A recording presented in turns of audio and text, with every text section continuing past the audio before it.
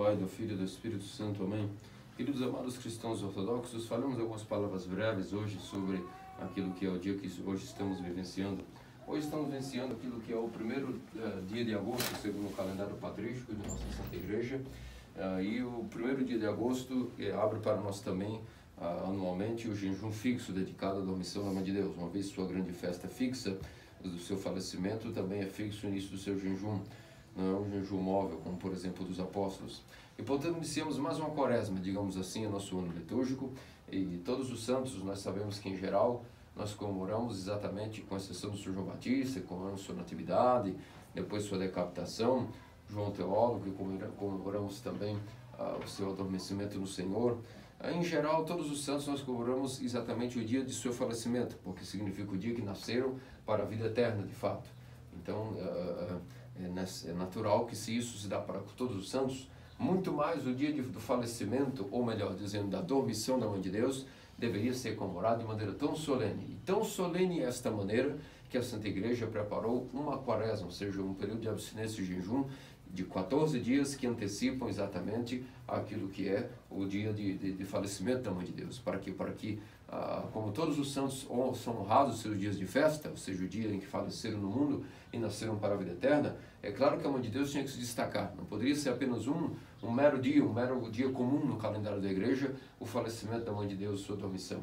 Então, para que houvesse uma imponência maior no dia que comemoramos a dormição da Mãe de Deus, o dia que ela adormeceu e nasceu para a vida eterna, uma vez que não foi dotada de nenhum tipo de ataque do pecado em sua alma e, portanto, pôde simplesmente dormir e ascender para os céus, em corpo e alma. Isso significa, portanto, que a sua festa de falecimento, ou seja, a sua comemoração como santa, ela que é mais santa que todos os santos, obviamente deveria ser guardada antes com uma quaresma. Tão solene é o falecimento, ou melhor, a dormição da Mãe de Deus. Aqui iniciamos esse período de 14 dias e nós iniciamos ele no 1º de agosto. 1º de agosto, segundo o calendário juliano, cai exatamente hoje, dia 14, devido à diferença de 13 dias do calendário patrístico para o calendário civil. E nós vemos também que o que se dá no dia de hoje é o início do mês de agosto, o mês das enfermidades.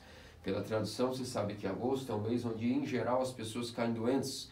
Ao longo de todas as eras, ao longo de toda a história do homem, se sabe que por algo, mundialmente, nesse mês, as pessoas tendem a adoecer mais. E sabendo-se disso, a Santa Igreja preparou, então, como a abertura do início do jejum da Mãe de Deus, também a festa da procissão do translado do Madeiro da Cruz, como naquela época foi transladado em Constantinopla, do Palácio Imperial, para aquilo que fosse a Águia Sofia, a atual Catedral de Santa Sofia, na qual o Madeiro da Cruz era tirado do tesouro imperial no Palácio Imperial e fazia-se uma procissão por toda a cidade para que o poder do madeiro pudesse expulsar do povo, abençoando contra todos os ataques dos demônios e enfermidades, e depois solenemente era depositado numa mão central no centro da igreja para a liturgia, como nós replicamos isso ontem na vigília. Essa festa da procissão do Madeiro da Cruz, seu translado do Palácio Imperial, do Tesouro Imperial para Constantinopla, tornou-se, portanto, uma tradição da Igreja Ortodoxa, que é mantida todos os anos no início do mês de agosto, e depois temos o pequeno rito da Bênção das Águas. Algumas tradições fazem antes da liturgia, outras após a liturgia. Nós temos por tradição, juntamente com o nosso monastério da Transfiguração, como fazer o rito da Bênção das Águas antes da liturgia, e depois as pessoas, obviamente, mantendo o jejum eucarístico, depois de comungarem, poderão então levar seus recipientes com água benta para casa, para aspergirem seus lares, assim como também fazerem a ingestão daquilo que é o agiasmo, ou seja, a água benta, para que, como um remédio antecipado às doenças, com a verdadeira vacina contra aquilo que são as enfermidades, a água benta neste dia nos protege contra aquilo que é a debilidade humana. E se por algum motivo, mesmo assim, caímos doentes, pela bênção dessas águas, pelo rito que participamos venerando a cruz e bebendo a água benta, nós teremos capacidade de rapidamente nos levantarmos dessa enfermidade sem maiores prejuízos. Pois bem, mas enfim, perguntemos-nos, por que a Santa Igreja coincide com o rito das águas, a festa do translado da cruz, exatamente no dia 1º de agosto, como proteção contra as doenças? A explicação para isso, queridos amados cristãos ortodoxos, nós temos um pouco dela naquilo que é a festa que comemoramos logo em 27 de setembro, que é a exaltação da Santa Cruz. mas antes, também comemoramos a cruz a meio termo da quaresma, entre o início do domingo do perdão e justamente o domingo de Ramos. Nós comemoramos também o domingo da cruz, e portanto hoje pela terceira vez no rito bizantino, não há nenhum rito litúrgico que já foi criado que exalta tanto assim a cruz. Pela terceira vez no ano nós veneramos a cruz, exaltamos, cantamos o tropário salvífico da vitória de todos os cristãos ortodoxos. Salva, Senhor, o teu povo, abençoa a tua herança, concede aos cristãos ortodoxos a vitória contra os seus inimigos. Logo, esse tropário magnífico, o seu condáquilo, 3 vezes solenemente os sacerdotes ou os bispos em suas catedrais fazem o rito de elevação da cruz, a exaltação da cruz, o translado da cruz, para que as pessoas possam venerar e beijar a cruz. Não há nenhum rito que se possa comparar ao rito bizantino em beleza e em proeminência da posição da cruz. É por isso que se diz que realmente é o rito mais bonito que possa existir. É o rito que inclusive vai integrar a igreja como noiva na hora que Cristo voltar. Ou seja, Cristo, antes de voltar pela segunda vinda, antes será ele prenunciado pelos anjos, pelas trombetas e pelo sinal na cruz do céu. Aí saberemos que o Filho do Homem está por vir. O seu sinal estará brilhando no céu. E o rito bizantino é justamente o rito que também oferecerá a igreja como noiva, exaltando a cruz como nenhum outro rito jamais pôde colocar a cruz como tanta proeminência e beleza. O próprio Apostolarion nos diz que a cruz é a beleza da igreja, a cruz é a alegria dos sacerdotes e a cruz é o flagelo dos demônios. Quanta sabedoria, quanta teologia, quanta força, quanta graça derramada por esses contatos, por esses hinos que ontem nós celebramos na vigília para a festa de hoje. Então perguntemos, mas por que é que a cruz então tem a ver com a cura das enfermidades, juntamente com o rito da pequena bênção das águas? Como já vos dizia, 3 vezes ao ano nós debatemos esse tema.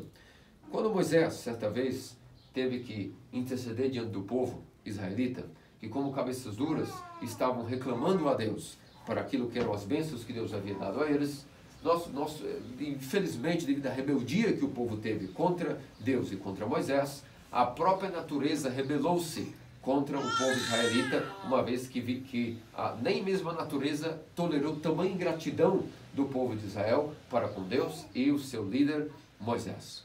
E qual foi a maneira como a natureza rebelou-se?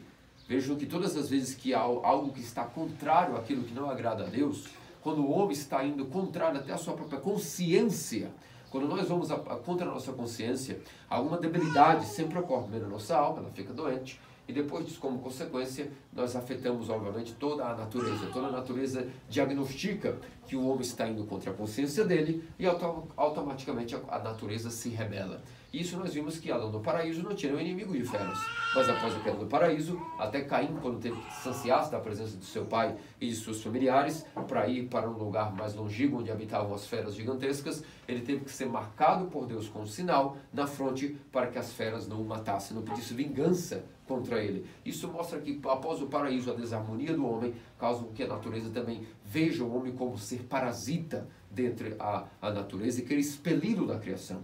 Que tristeza, antes nós éramos os gerentes e reis da criação. Hoje nós continuamos como os mordomos. Realmente Deus não tirou de nós a capacidade de sermos aqueles que gerenciaremos a criação até o fim. Mas a criação agora não é para nós uma harmonia como um todo. Há catástrofes, há enchentes. Nós somos Adão no paraíso, como disse o Serafim de Sarov.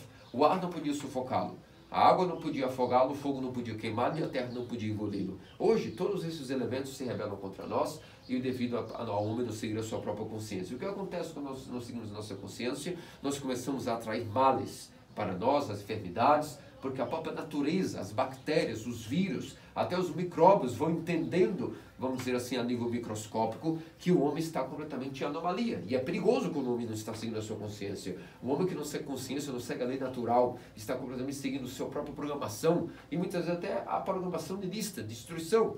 Então, algo acontece na criação, comprovadamente ao longo das eras, que ela se revolta de alguma maneira. Qual foi a maneira que o povo de Israel, a natureza quis como tirar fora esses parasitas do meio do deserto, até o deserto do Sinai, não queria mais que o povo de Israel coabitasse. E para isso, o que a natureza se rebelou? Foi com uma epidemia, como nós estamos vivendo? Foi com uma virose? Não. Foi através de serpentes, viper. as serpentes Viper desceram das montanhas e começaram a matar em carradas e carradas de pessoas através de suas picadas mortais. E então Moisés, compadecido para com o castigo que o povo estava levando, não de Deus, a própria criação se rebelou contra a ingratidão do povo de Deus para com Moisés e para com o próprio Criador. E então Moisés foi interceder.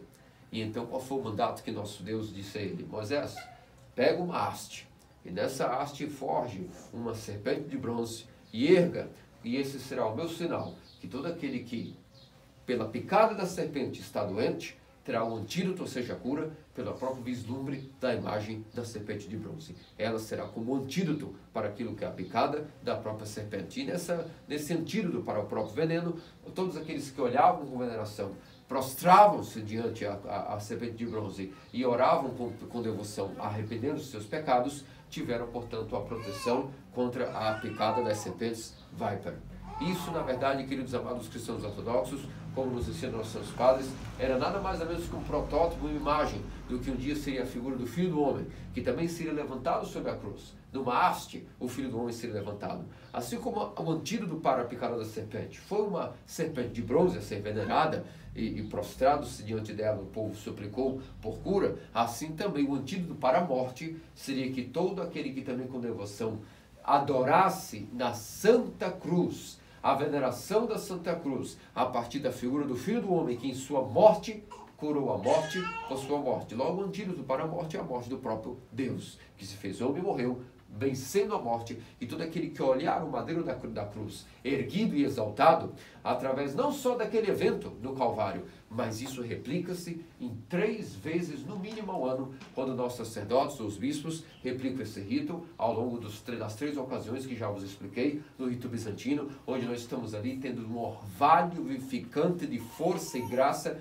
da mesma maneira que os israelitas tiveram contra o pecado da serpente, nós temos um antídoto agora contra as paixões, contra as enfermidades, contra os ataques dos demônios e contra todo tipo de adversidade. É como se nós estivéssemos fazendo as pazes ao venerarmos a cruz como ontem à noite na vigília, com a nossa consciência, com nós mesmos, com o Criador, com nossas paixões e até mesmo ganhando poder de cura, sim, contra as enfermidades até físicas e epidemias e qualquer tipo de virose ou qualquer tipo de ataque e disfunção no organismo. Sim, esse é o poder orvalhado do Espírito Santo que nós recebemos ao, com devoção, amor e fé, beijarmos a Santa Cruz, venerando, portanto, o nosso Criador, como nós cantamos. Que diante de tua cruz nós nos prostramos e de tua gloriosa ressurreição nós glorificamos. Portanto, amados cristãos ortodoxos, essa é a explicação porque no dia de hoje, para pedirmos a cura da saúde física, proteção contra as doenças, não só nos orvalhamos com o orvalho da água benta, mas também com o orvalho invisível da graça vivificante da cruz, que é doadora de vida. A cruz do Senhor não é um mero madeiro, um símbolo apenas sagrado que os egípcios tinham como a dicotomia entre o humano e o divino, entre o homem e a mulher, entre o transcendente e o temporal, entre o norte e o sul, o leste e o oeste, entre aquilo que era, por exemplo, os aritméticos tinham a cruz como símbolo da perfeição numérica, porque o 2 e 2 com números primos formavam, por exemplo, a base que é 4, a base de uma mesa, a base da criação, a base onde a terra está fixada por os seus 4 grandes pilares. Tudo isso que as pessoas antigas tinham suas crenças, até os egípcios, quando colocavam no sarcófago do faraó, um símbolo que eles acreditavam que iria abrir a eternidade para o faraó, era senão uma cruz. Logo, muito mais do que esse caráter simbólico e esotérico da cruz, nós temos que agora a cruz de Cristo tornou-se, uma vez que foi orvalhada pelo sangue daquele que era o Cordeiro sem mancha, que deu sua vida pelos pecados do mundo, agora a cruz orvalhada com sangue, tornou-se ela agora de sangue imortal, tornou-se ela, portanto, agora doadora também de vida imortal, de vida eterna. E é por isso que nós chamamos a cruz, na Igreja Ortodoxa, o venerável madeiro vivificante e doador de vida. E é por isso que ela, portanto, traz para nós o espanto de todas as calamidades, enfermidades, ou se cairmos doentes, se Deus quiser, caímos doentes, ao menos teremos aí lembraremos que nós veneramos a cruz nesse dia, e certamente o ânimo e a força para aguentar a enfermidade e ser rapidamente curado dela, nós teremos através do poder da Santa Cruz e da água benta que tivemos o pequeno rito das águas. Portanto, isso é o que nós hoje comemoramos, além de, claro, o martírio dos 7 santos mártires macabeus, e, como diz o seu maravilhoso lindo contáquio, como se fosse um castiçal de 7 velas, 7 mártires que eram tirando o seu mestre Eleazar, que os educou, a sua mãe Salomé e os seus filhos, todos eles juntos, ofereceram um holocausto ao Senhor, por não se subjugarem àquilo que eram os caprichos do rei Antíocos na época, que, como vocês sabem, toda a decápole da Judéia estava, infelizmente, sendo completamente no litoral da Judéia, sendo helenizada pelo imperador Antíocos. E é por isso que nós vimos que mais tarde, quando Nosso Senhor viesse em sua missão terrena e pregasse diante de Gesara, de Gadara, veria que essas cidades que faziam parte da Decápole estivessem completamente, infelizmente, dotadas de costumes estranhos e helenísticos, como, por exemplo, o cultivo de porcos. Isso já começou da onde veio que os gadarenos e os de Gesara cultivavam porcos. Lembro que nós lemos ontem na biografia dos Santos Mártires Macabeus, que o rei Antíocos estava obrigando, inclusive, desde aquela época já, 2 séculos mais ou menos antes da vinda de Cristo, ele já estava obrigando que os judeus passassem a comer porco. E, portanto, devido a esta e outras inquisições oriundas do imperador Antíocos, mestre Eleazar, um grande doutor da lei, um grande escriba e mestre das escrituras, treinou os seus discípulos, seus jovens, sua discípula Salomé, todos os filhos dela, juntos negaram-se juntamente com seu mestre Eleazar, de jamais se curvarem diante desses caprichos do rei Antíocos, e para isso foram colocados sob um martírio terrível. O filho mais novo, uma vez que foi o último caçulinha que a mãe teve ainda como último, vamos dizer assim, última redenção do imperador Antíocos, para que ela negasse aquilo que era a vontade de Deus e adquirisse, portanto, a vontade pagã, foi que não basta que tu viste todos os teus filhos serem torturados, agora sobrou apenas o mais novo, o caçula, não queres também que pelo menos esse seja poupado? E ela rapidamente olhou nos olhos do seu filho mais novo, caçula, e disse: não, de maneira alguma, assim como teus irmãos deram testemunho, vai também tu para o abate, para o martírio, e não nega teu Cristo. E de fato o menino mais novo foi o que mais foi torturado, mais terrivelmente, atrozmente diante de sua mãe, teve seus órgãos dilacerados, sua pele escalpelada, sua língua arrancada e tudo o demais, e mesmo assim a mãe manteve-se firme. Mas de tanto temor e dor, ao final acabou falecendo diante do cadáver de seus filhos e também sofreu uma morte, vamos dizer assim, psicossomática e teve uma síncope, digamos assim, dentro de seu corpo. Tão grave foi o sofrimento interior e de alma, que até o seu corpo também padeceu, pela graça de Deus, para que não pudesse também glorificar a Deus e seus santos. E portanto nós vimos que comemoramos esses grandes mártires que após isso inspiraram um grande herói do povo de Israel chamado Judas Macabeu. Judas Macabeu, portanto, fez uma revolta contra o imperador Antíocos e conseguiu, portanto, a libertação de Israel desse jugo maldito que ele estava dando, e isso era uma prerrogativa para os que estudam a Escritura, era uma prerrogativa, um sinal, que para que o Messias pudesse vir, os macabeus teriam que, por exemplo, o povo de Israel teria que libertar-se primeiro desse jugo, para que então abrisse as portas para que o Messias pudesse encarnar. E de fato isso se cumpriu através da revolta de Judas Macabeu. Isso está narrado em todos os livros da Septuaginta, 1º, 2º, 3º e 4º Macabeus, onde podemos ver os detalhes dessa guerra histórica, dessa guerra onde Israel, até em desvantagem de guerra de guerrilha, pôde, através da inspiração desses mártires macabeus, ter uma honra, um tal vigor e ânimo que foi capaz de derrotarem o exército do imperador Antíocos, e isso abriu prerrogativa para que um sinal se cumprisse.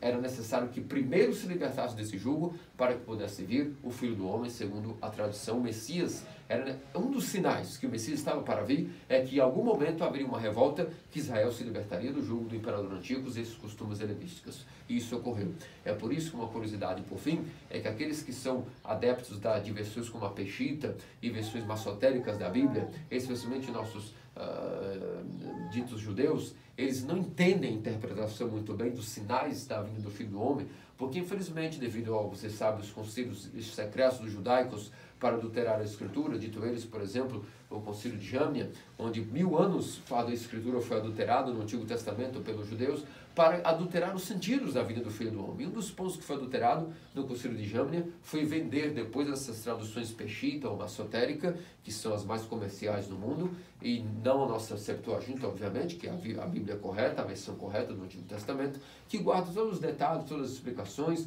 os livros em suas posições corretas, em suas divisões corretas também, os capítulos organizados de maneira correta. E que tristeza, que as pessoas, por exemplo, perguntam a diferença entre a Bíblia católica, protestante ou ortodoxa. Sim, há terríveis diferenças, mas a diferença mais absurda Não está nem entre a Bíblia católica e a Bíblia protestante, está entre a Septuaginta, a Bíblia dos 70, a original, que foi guardada por nossos santos padres e que infelizmente depois foi adulterada e vendida em versões comerciais como peixita e maçotérica, para que não entendesse os detalhes, por exemplo, sobre a revolta, por exemplo, de Judas Macabeu. Esses são detalhes e curiosidades a nível de informação histórica, para que também podamos concluir uma curiosidade sobre a revolta dos Macabeus. Portanto, meus amados cristãos ortodoxos, pensamos as orações desses 7 pilares, como se fossem 7 chamas de um mesmo candelabro, que oram e ardem a Deus no trono de Deus, glorificar a Deus seus santos, antes do início da época dos mártires, antes do início do Novo Testamento. Quem disse que a igreja não gerava mártires? Aí está a prova que são 7 mártires macabeus, que muito antes até da vida de Cristo já haviam sofrido martírio na carne, duro de aguentar, para não jamais deixar em detrimento da vontade de Deus fazer a vontade dos homens. Portanto, pensamos eles pelas suas orações, nos protege nesse jejum, nos fortalece nesses 14 dias de combate espiritual, da missão da mãe de Deus, e também que nos proteja das enfermidades no mês de agosto, e que tudo seja para a glória de nosso Deus. Amém.